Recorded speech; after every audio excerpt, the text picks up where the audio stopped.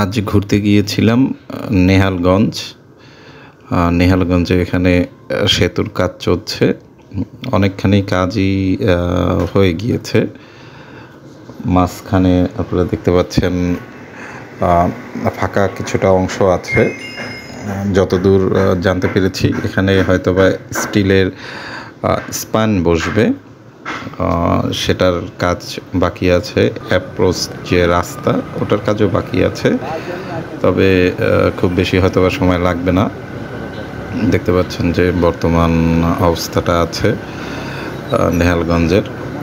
আশা করি দ্রুতই এই সেতুর কাজ শেষ হবে এবং আপনারা দেখতে পাচ্ছেন নেহালগঞ্জের সেই সেতুর পার্শ্ববর্তী যে রাস্তাটি আছে সেই রাস্তা ধরে আমরা এগিয়ে যাচ্ছি।